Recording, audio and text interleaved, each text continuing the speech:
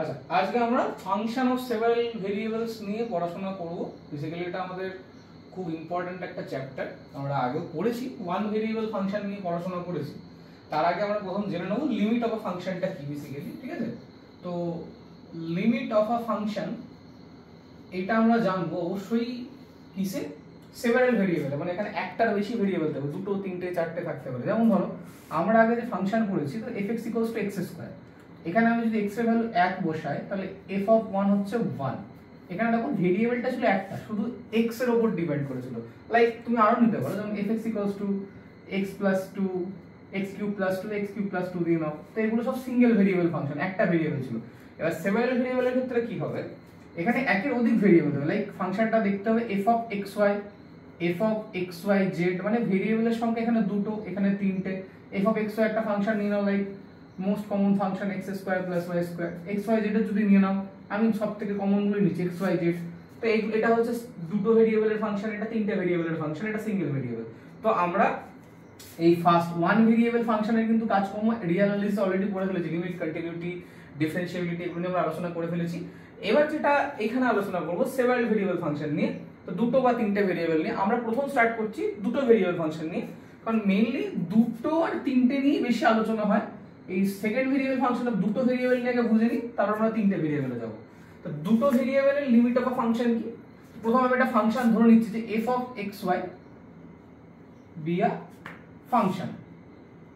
of কি x and y। এটা দুটো ফাংশন আছে, তাহলে a এর লিমিট যে let L be a limit of f of xy। L f of xy এর লিমিট হবে কখন হবে, x আর y কোন একটা পার্টিকুলার যদি টেন্ড করতে হবে। L লিমিট মানে কি, f of xy টা L এ টেন্ড করছে কখন, suppose for x tending to a আর y টেন্ডিং টু b, মানে x যখন a তে যাচ্ছে আর y যখন b তে যাচ্ছে, তার জন্য f of xy টা L এ যাচ্ছে। এটা আমরা বলতে চাইছি, আমরা এখন পিওর ডেফিনিশনে যাচ্ছি না, ওটা বুঝতে চেষ্টা করছি যে f of xy টার লিমিট L কখন হবে, যখন x টা একটা সার্টেন রিয়েল নাম্বার দিকে টেন্ড করবে, y টা একটা সার্টেন রিয়েল নাম্বার b এর দিকে টেন্ড করবে। ঠিক আছে, এটাকে আমরা একসাথে পেয়ার ফর্মেও লিখতে পারি যে xy টা a, b এর দিকে টেন্ড করলে f of xy টা L এর দিকে টেন্ড করছে। তো এটা আমরা ভাবতে পারি। তো এটাকে এবার আমরা ম্যাথমেটিক্যাল টার্মে কিরকম ভাবে লিখব, ম্যাথমেটিক্যাল টার্মে আমরা এরকম লিখি, দেখতে এরকম হয়, দেখতে হয় লিমিট x, y টা a, b এর দিকে টেন্ড করছে, তাহলে f of xy এটা হচ্ছে L। এটা হচ্ছে ম্যাথমেটিক্যাল এক্সপ্রেশন, দেখতে এরকম হয় সেভারাল ভেরিয়েবলের লিমিট। এবার এর ম্যাথমেটিক্যাল ডেফিনিশনটা কিরকম আসবে, এটাতে এক্সপ্রেশনটা চলে গেল যে L is called limit of f of xy if and only for every epsilon greater than 0 there exists a delta greater than 0 such that f of xy minus L less than epsilon and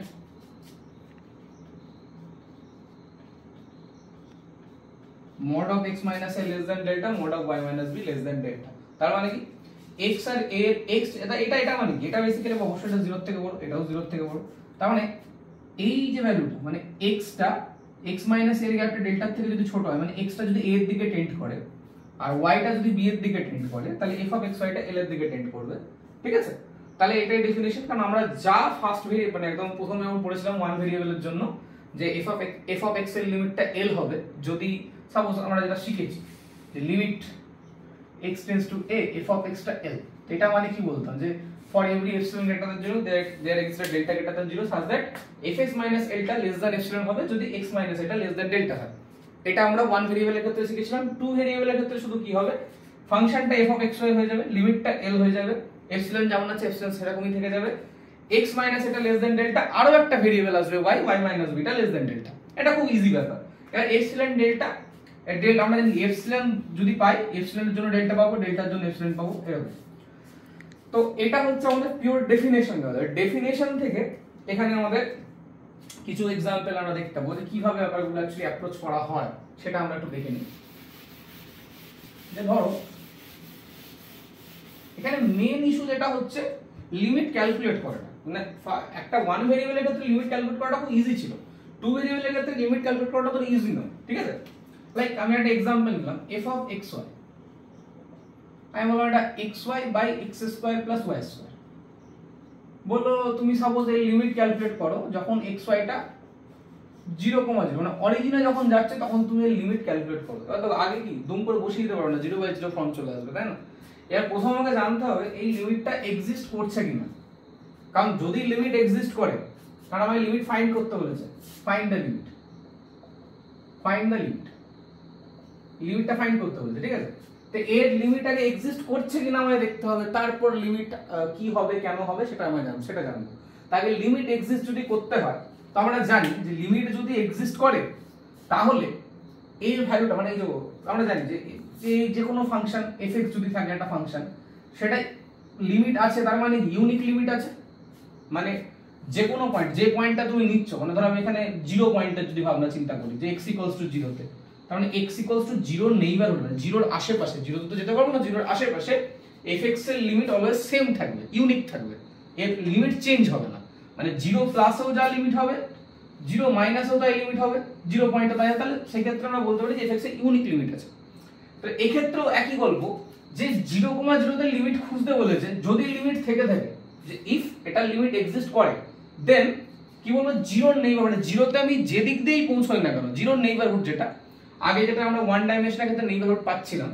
এখানেও তাহলে এই 0,0 নেইবারহুডে সমস্ত point, মানে সমস্ত যে পয়েন্টগুলো পাবো সেখানে এর ভ্যালুটা সেম হবে।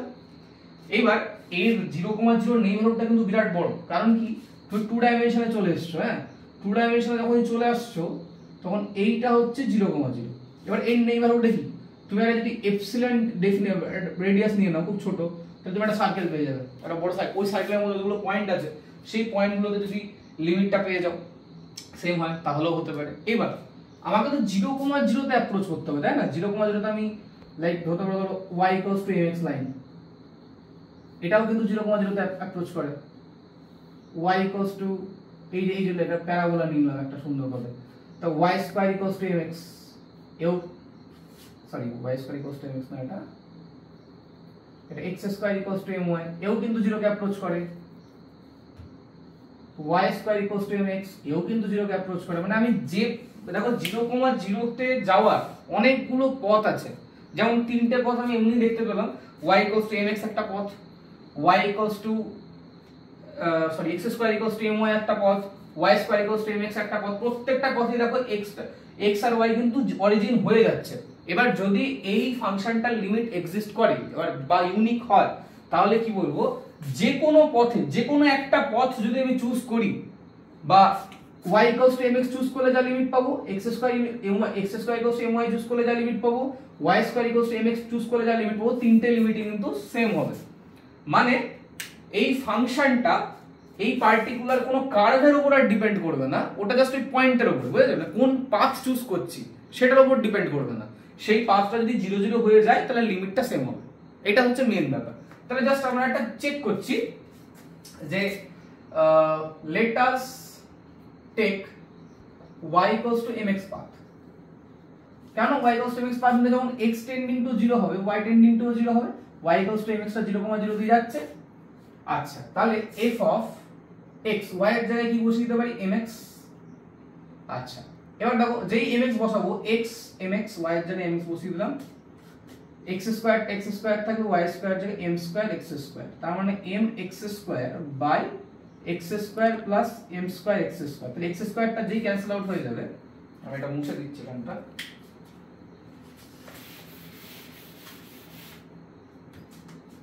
কি দাঁড়াচ্ছে m/1 + m²। আচ্ছা খেয়াল করে দেখো এই ফাংশনের যে ভ্যালুটা এলো, সেটা ডিপেন্ডস অন m, মানে তুমি এখানে xy যাই বসাও না কেন, whatever be the xy, মানে আমি যদি x টা 0 এর দিকে বসাই তাহলে তো অ্যাকচুয়ালি এটাও 0 তে যাচ্ছে, এটাও 0 তে যাচ্ছে, তাই না? কিন্তু ভ্যালুটা কি m এর উপর ডিপেন্ড করছে। তার মানে আমি যদি m চেঞ্জ করে দিই, লাইক ধরুন আমি এটা m ধরেছি, যদি পাথটা আমি m1x নিই, তাহলে এই ফাংশনটা কি চলে আসবে, x, m1x = m1/1 + m1², তাই না? তাহলে দেখো এই লিমিটটা আর এই লিমিটটা আলাদা হয়ে যাবে, কারণ m আর m1 ইকুয়াল নয়। m not equals to m1 আমি স্লোপ যেই চেঞ্জ করে দিয়েছি যেই পাথ চেঞ্জ করে দিয়েছি লিমিট চেঞ্জ হয়ে গেছে মানে লিমিটটা ইউনিক নয় দ্যাট মিন্স এই লিমিটটা 0,0 তে এক্সিস্ট করে না তাই এক্সিস্ট যদি না করে প্রমাণ করার কোনো প্রশ্নই উঠছে না এবার তোমার মাথায় প্রশ্ন আসতে পারে যে আমি y mx কেন নিলাম y mx কেন নিলাম তার প্রধান কারণ হচ্ছে দেখো উপরটা 2 ডিগ্রি এইটাও 2 ডিগ্রি তা আমি y এর ভ্যালুটা লিনিয়ার যদি নিই কারণ x লিনিয়ার তো y কেও যদি লিনিয়ার নিই তাহলে উপর নিচে ডিগ্রি সেম হয়ে যাবে ডিগ্রি যদি সেম হয়ে যায় তাহলে আমি x স্কয়ারটা খুব ইজিলি কেটে দিতে পারবো like xy by x square plus y square আছে দেখো y কে যদি আমি লিনিয়ার নিই এটা 1 ডিগ্রি অলরেডি আছে তাহলে y কে আমি 1 ডিগ্রি নিলে উপরটা 2 ডিগ্রি হবে x স্কয়ারে 2 ডিগ্রি আছে y কে 1 ডিগ্রি নিয়েছি তার স্কয়ার মানে 2 ডিগ্রি মানে 2 ডিগ্রি চলে আসছে খুব ইজিলি ব্যাপারটা ক্যান্সেল আউট হয়ে যাবে ঠিক আছে এবার আমি যত एग्जांपल নেব আর জিনিসগুলো বুঝতে পারা যাবে যে কিভাবে আমি এগুলো চেক করতে পারি আচ্ছা এবার এটা আমরা মুছে দিচ্ছি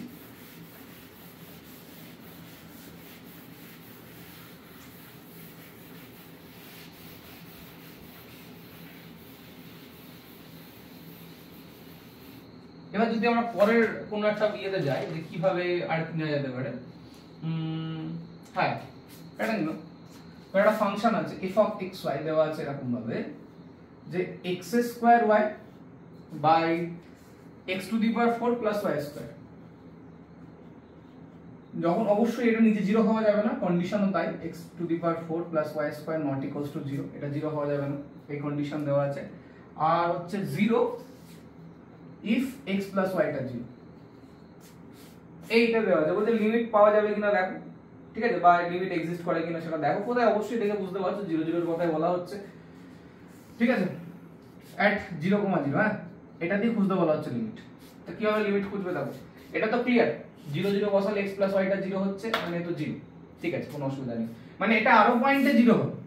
1 -1 2 -2 3 -3 4 -4 সমস্ত এই পয়েন্টগুলোতে 0 হবে বাট 0,0 তো এটা বসালে স্যাটিসফাই করছে তো এটাও 0 তো আমি ক্লিয়ারলি একটা জিনিস তো পেয়ে গেছি f of 0,0 তো 0 এটা তো পরিষ্কার এবার আমায় দেখতে হবে যে not equals to 0 তে মানে যদি এই ঘটনাটা ঘটে তাহলে কি এটা 0 আসছে ভ্যালু এটা আমার জানার বিষয় এবার আমি কি পাথ চুজ করব 0,0 তে রিচ আউট করতে হবে অনেক ভাবে রিচ আউট করতে পারি তাই না y = mx দিয়ে রিচ আউট করতে পারি y square = mx দিয়ে রিচ আউট করতে পারি কারণ এটাও 0 0 দিয়ে যাবে এটাও 0 0 দিয়ে পাস করবে যে কোনো কিছু কিন্তু আমাকে এমন ভাবে চুজ করতে হবে যাতে করে আমি ক্যান্সেল আউটটা খুব ইজিলি করতে পারি দেখো ওপরটা 3 ডিগ্রি এটা 2 এটা 1 এটা 4 এটা 2 না আমাকে এমন ধরতে হবে যাতে করে এর স্কয়ারটা এর সাথে মেটে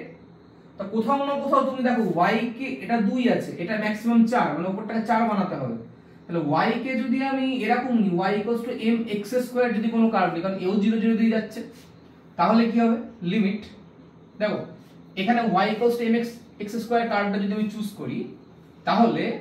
x যদি 0 তে যায় y কেও 0 তেই যেতে হবে তাহলে লিমিটটা আমার এখানে কনভার্ট হয়ে যাবে সিঙ্গেল লিমিটে x টেন্ডিং টু 0 কারণ সরি হ্যাঁ এটা চলে গেল তাহলে x² যেমন আছে থাকবে y এর জায়গায় কি লিখব mx² x to the power 4 যেমন আছে থাকলো y² এর জায়গায় কি লিখব m² x to the power 4 এটা x to the power 4 উপরেও আছে x to the power নিচেও আছে ক্যান্সেল আউট হয়ে যাবে তাহলে দেখো m থাকছে উপরে নিচে কি আসছে 1 plus m²। আচ্ছা এখানে দেখো লিমিট x টেন্ডস টু 0 আছে তাই না কিন্তু এখানে তো x এর কোনো ভ্যালুই নেই এটা তো একটা কনস্ট্যান্ট ভ্যালু চলে এসেছে m/1 plus m²। তাহলে ক্লিয়ারলি বুঝতে পারছো যদি পাথ আমি চেঞ্জ করে দিই মানে ডিপেন্ডেন্ট অন m হয়ে গেছে ডিপেন্ডেন্ট অন m হয়ে গেছে মানে কি m এর উপর ডিপেন্ড করছে ফাংশনের ভ্যালু তার মানে লিমিটটা ইউনিক নয় তার মানে এর লিমিট 0,0 তে কিন্তু এক্সিস্ট করে না তো ক্লিয়ার হয়ে গেল এখানে 0,0 তে লিমিট এক্সিস্ট করে না আর এই লিমিটটা এখানে লেখার কোনো মানে নেই কারণ এখানে x নেই যেহেতু তো লেখার কোনো মানে নেই এটা হয়ে গেল এরকম ভাবে তোমার ফাংশনগুলোকে চুজ করতে হবে এবার ধরো তোমাকে বলি এটা নরমাল একটা কোশ্চেন আর একটা যেখানে নিয়ে নেয় এটা আমি মুছে দিলাম এখানে ঠিক আছে এটা অনেক কোশ্চেন আছে এখানে ধরো লিমিট সেম জিনিস লিমিট টেন্ড টু 0,0 2xy এটা প্লাস ধরো x² plus y to the power 4 তো যে কোনো একটা স্ট্যান্ডার্ড বই থেকে এখানে কোশ্চেন সলভ করতে পারো ঠিক আছে যে কোনো একটা স্ট্যান্ডার্ড বই নিতে পারো লাইক ঘোষ মাইতির বই আছে মালিক আরোরার বই আছে, ঠিক আছে, বা তুমি অ্যাপোস্টলের বই থেকেও সলভ করতে পারো, ভালো ভালো অ্যাপোস্টলের বইটাও খুব ভালো, সেই জায়গাগুলো থেকে সলভ করতে পারো। আচ্ছা, এবার যে এটাকে তুমি লিমিট ফাইন্ড করে দেখো যে লিমিট আছে কি নেই, ঠিক আছে। এবার লিমিট দু ধরনের বেসিক্যালি এখানে অঙ্ক হয়, একটা হচ্ছে লিমিট এক্সিস্ট করছে কিনা সেটা বলো, আর সেকেন্ড যেটা আছে বাই ডেফিনেশন প্রুফ। ডেফিনেশনের প্রমাণ আমি একটা দুটো দেখাবো এরকম, বাট আগে এই ধরনের কোশ্চেন গুলো বেশি আসে। তো এখানে দেখো 4 ডিগ্রি পেয়ে গেছো, y এর ডিগ্রি বেশি আছে, তো y এর ডিগ্রি বেশি আছে মানে x কে দিয়ে লেখার চেষ্টা করব, ঠিক আছে। দেখো x যদি my² ধরি, কেন হচ্ছে my² যদি ধরি তাহলে উপরটা q হয়ে যাবে, না হবে না, তাহলে my² যদি না ধরি তাহলে এখানে স্কয়ার আছে, তো তাহলে m²y⁴, এটাকে দেখে নিচ্ছি, x² হয়ে যাবে হচ্ছে m²y⁴, এটা নিচে চলে আসবে, আর x এর জায়গায় my² বসালে my³ আছে, q আর y⁴ আসছে, ঠিক আছে, তাহলে এটা ধরা যাবে না। তাহলে x² হচ্ছে my³ যদি নিই, x² y⁴, তো next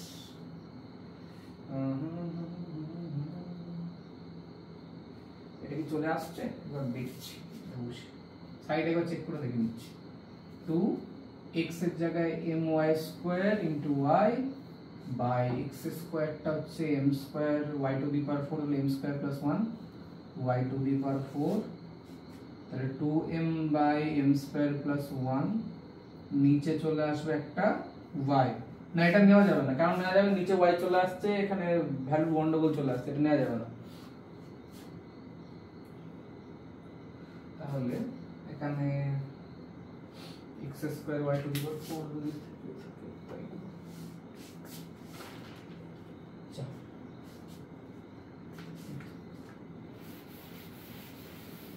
তাহলে এই যেটা নেওয়া যাবে না, কোশ্চেনটা কি ছিল, ও সরি 2xy² ছিল এখানে একটা, 2xy² ছিল এখানে একটা, তো y² হলো 3 ডিগ্রি হয়ে গেছে, এখানে তো সোজা হয়ে গেল, তাহলে x = my² হয়ে যাবে, ঠিক আছে, তাহলে হয়ে যাবে। তাহলে লিমিট সেম ওই x টেন্ডিং টু 0 মানে y টেন্ডিং টু 0 যাচ্ছে, তাহলে লিমিট এখানে তুমি ধরে নাও y x এর জায়গায় মান বসাচ্ছ, তাহলে ফাংশনটা y চলে যাবে, তো y tending to 0 two my² y² x² এর জায়গায় m²y⁴ প্লাস y⁴, তাহলে limit y tending to 0 to my⁴ by y⁴ common নিলে 1 প্লাস m², তা আমি পাচ্ছি 2m বাই 1 প্লাস m², মানে সেম জিনিস চলে এলো m এর উপর ডিপেন্ডেন্ট ভ্যালু, m এর উপর ডিপেন্ডেন্ট ভ্যালু মানে এই পাথ দিয়ে যদি আমি যাই, এও তো 0,0 কে অ্যাপ্রোচ করছে, তো আমি m এর উপর ডিপেন্ডেন্ট ভ্যালু পেয়ে গেছি, মানে আবার m চেঞ্জ করলে ভ্যালু চেঞ্জ হয়ে যাবে, দ্যাটস মিন এই ইউনিক কোনো লিমিট নেই, ইউনিক লিমিট নেই মানে লিমিট এক্সিস্ট করে না, তো হয়ে গেল ক্লিয়ার। এই ধরনের কোশ্চেন আরো আছে, আমি একটা লিস্ট দিয়ে দেওয়ার চেষ্টা করবো এখানে কত রকম কোশ্চেন এখানে থাকতে পারে, এরকম যতগুলো টাইপের, আর তোমরা বিভিন্ন জায়গাতে কোশ্চেন প্র্যাকটিস করে যদি না পারো কমেন্টে বা ইয়েতে জানাবে, সেগুলো আমরা ট্রাই আউট করার চেষ্টা করব। আচ্ছা, এরপর যেটা আমরা এখানে দেখব নতুনত্ব যেটা আছে সেটা হচ্ছে বাই ডেফিনেশন, ডেফিনেশনের প্রুফ এখানে আছে, ঠিক আছে, আর সেটা তোমার লিমিট বলে দেবে, দিয়ে বলে প্রুফ করো। যেমন একটা এক্সাম্পল নাও, বাই ডেফিনেশন তুমি প্রমাণ করে দেখো, কি ধরো বললে এরকম একটা ফাংশন দেওয়া আছে, বলে এটা 0 লিমিট হবে, প্রুফ করো।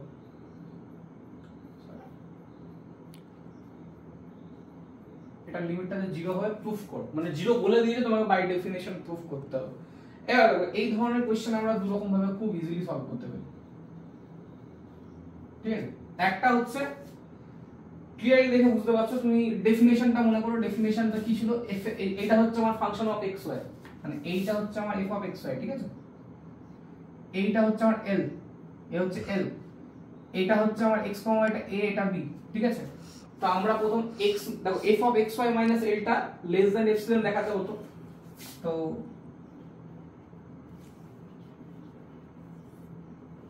মাইনাস 0 এটাকে আমাকে লেস দ্যান সামথিং দেখাতে হবে, এটাকে আমাকে লেস দ্যান সামথিং দেখাতে হবে, এটা আমি সরিয়ে দিই ওই জায়গাটা। এবার এটাকে দুভাবে করতে হবে, যখন নিচে যে কোনো x² + y² এর ব্যাপারটা দেখতে পাচ্ছ, তো খুব ইজিলি পোলার ফর্ম তোমার মাথায় আসছে, তা আমি এখানে x r cos θ y r sin θ ধরে নিচ্ছি। কেন বুঝতে পারছো, কারণ সার্কেলের ফর্মটা চলে আসছে। তাহলে কি আসবে দেখো, এটা আমাকে লেস দেন সামথিং দেখাতে হবে বাই ডেফিনিশন, হ্যাঁ, কারণ f of xy minus l টা লেস দেন এপসিলন হবে। আর x এর জায়গায় কি লিখবো r cos θ, y এর জায়গায় লিখবো r sin θ। তাহলে r square cos square θ minus r square sin square θ by নিচে তো r স্কয়ার হয়ে যাবে, ক্লিয়ার বুঝতে পারছো? তো r স্কয়ার sin θ cos θ এবং r স্কয়ার cos 2θ হচ্ছে r স্কয়ার কেটে যাবে cos 2θ, r স্কয়ার বাই 2 যদি দাও এটা sin 2θ হয়ে যাবে cos 2θ, আরো একটা 2 দিয়ে দাও তাহলে r স্কয়ার বাই 4 sin 4θ হচ্ছে। তার আমি জানি mod sin 4θ সমান লেস অর ইকুয়ালস টু 1 হয়, তো এটা less or equals to r square by 4, কারণটাও লিখে দেবে এখানে দিয়ে দিই যে sin 4θ এর মডুলাসটা লেস অর ইকুয়ালস টু 1, তো এই কারণে আমরা এটা লিখছি। r স্কয়ার মানে কি ক্লিয়ারলি বুঝতে পারছো, r স্কয়ার মানে হচ্ছে x square plus y square, y square by 4 এই জিনিসটা আসছে। তো এটা আমি এপসিলন ধরতে পারি, এটা নরমাল তুমি ভেবে নিতে পারো বা এটাকে তুমি এরকম ভাবে ভাঙতে পারো যে দেখো এটা যদি এপসিলন হয়, যেটা যদি লেস দ্যান এপসিলন হয়, তাহলে আমি বলতে পারি এপসিলন বাই 2 যেটা আছে, মানে এটা এপসিলনটাকে আমি লিখতে পারি তো epsilon by 2 plus epsilon by 2 আর x square by 4 plus y square by 4 লিখতে পারি। তাহলে এপসিলন বাই 2 টা greater than x square by 4, that means epsilon greater equals to x square, এটা 2 epsilon greater than x square.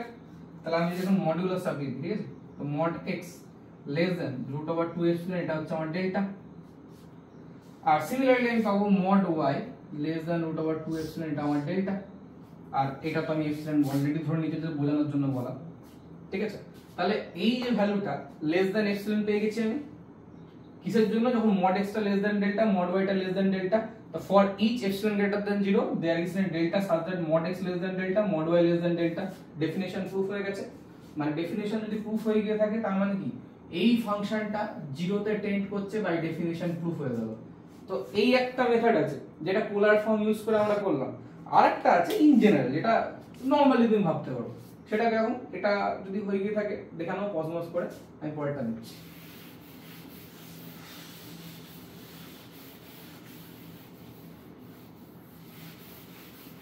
দেখো question সেমই আছে, কোশ্চেনটা কি ছিল সেম, ওই limit x, y tending to 0, 0 xy x square minus y square by x square plus y square, এটা 0 দেখাতে হবে, এটা দেখাতে বলেছে বেসিক্যালি। তো ফার্স্ট অফ অল সেম জিনিস, এখানে কোনো চেঞ্জ আসবে না, আমাকে এটা লেস দ্যান এপসিলন দেখাতে হবে। তো প্রথম যেটা আছে এটা মানে কি জানো, এই বস্তুটা দাঁড়াচ্ছে, এটাকে আমরা লিখতে পারি mod x into mod y। কেন লেস অর ইকুয়ালস টু, কেন বলছি, তার কারণটা হচ্ছে x square minus y square x square plus y square, দেখো এও positive greater than equal to 0 greater than equals to 0, both কিন্তু গ্রেটার ইকুয়ালস টু 0, তাহলে এটা অবশ্যই বড় হবে কারণ রিয়েল নাম্বার বোথ এগুলো। এটা যদি বড় হয়ে গিয়ে থাকে তাহলে x square minus y square by x square plus y square, এটা always less or equals to 1 হবে, তাহলে মডুলাস ভ্যালুটা লেস অর ইকুয়ালস টু 1 হবে। তার মানে এইটা যে আমি ভাঙছি, এটা এখানে যে পার্টটা থাকবে ইকুয়ালস টু যেটা, কারণ জানো mod অফ ab যদি হয়, এটা mod অফ ab যদি হয় কি কি হতে পারে, mod a mod b equal হবে, বড় হবে, ছোট হবে, জাস্ট নিজে চেক, সব সময় এইগুলো চেক করার জন্য কি করবে, দুটো আলাদা ভ্যালু নিয়ে নাও, লাইক -3 আর +5 যদি নিয়ে নাও তো গুণ করলে কত, -15, -15 mod আছে 15ই হবে, দেখো এটাও 15ই হবে, সেম সাইন নিলে তো অবশ্যই হবে, তো এটা ইকুয়াল, ঠিক আছে। mod অফ b মানে mod a into mod a। তো আমরা জানি যে এইখান থেকে আমি ক্লিয়ারলি মানে এটা লিখতে পারতাম, আমি লিখিয়ে দেখাচ্ছি, এরকম লিখতে পারতাম। এবার দেখছি এটা always less or equals to 1, তাহলে এটা less or equals two mod x mod y, খুব ইজি ব্যাপার। এবার নোট দেখো, এখন তো হয়ে গেছে কোশ্চেন, এটা খেয়াল করে দেখো যে x square always greater than 0, এটা true for all x belongs to r, এটা তো true, always to greater or equals to 0, greater or equals to 0 এই স্টার্ট। এবার আরে জিনিস খেয়াল করো, যদি x স্কয়ার এর সাথে আমি কিছু যোগ করি, like x square plus y square সব সময় greater or equals to x square হবে, এটা অলওয়েজ ট্রু, কারণ কি y স্কয়ার একটা গ্রেটার অর ইকুয়ালস টু 0, মানে y স্কয়ার সব সময় সেম এই কন্ডিশনে, এও বড়, সবসময় বড়, for all y belongs to r। তাহলে x স্কয়ারের সাথে কিছু এরকম যোগ করেছো, সে মিনিমাম ভ্যালু 0 হতে পারে, তাহলে সে আইদার এটার সাথে ইকুয়াল হবে বা এটা বড় হবে, এই ঘটনাটা। এবার বোথ সাইডে রুট চাপাও, এটা হবে mod x। mod x এর জায়গায় আমি এই বড় ভ্যালুটা যদি বসিয়ে দিই, তাহলে এটা অলরেডি এইটা ছিল, এটা স্ট্রিক্টলি এটা হয়ে যাবে। সিমিলারলি y এর ক্ষেত্রে সেম ভাবে আমি y দিয়ে ট্রিট করতে পারি, কারণ এখানে যদি আমি y দিই, similarly x square plus y square y স্কয়ারের থেকে বড়, তাই না? এই বস্তুটা, তাহলে আমি এখান থেকে লিখতে পারি x square plus y square, এটা x square plus y square, এইটাকে যদি আমি এপসিলন ধরে নেওয়া হয়, তাহলে আমি কি বলতে পারি,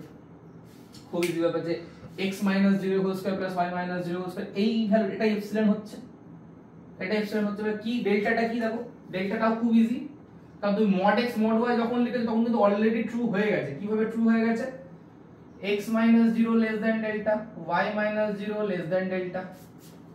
x minus 0 less than delta, y minus 0 delta less than delta, মানে কি mod x less than delta, mod y less than delta, তাই না?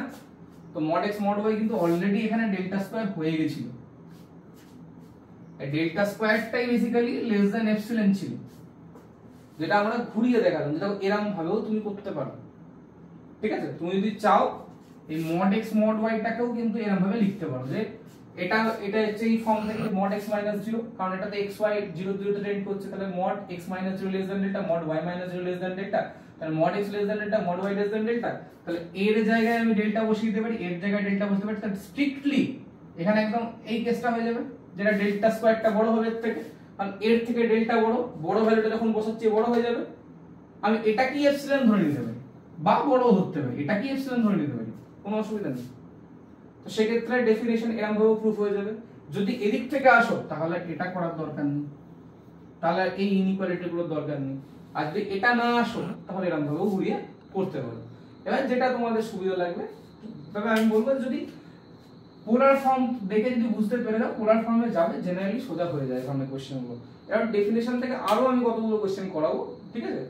আপাতত এতদূরই রাখছি, এরপর আরো কিছু কোশ্চেন ডেফিনেশন থেকে করাবো, তারপর রিপিটেড লিমিটে যাবো, দেন আস্তে আস্তে এগুলো এগোনো হবে, ঠিক আছে?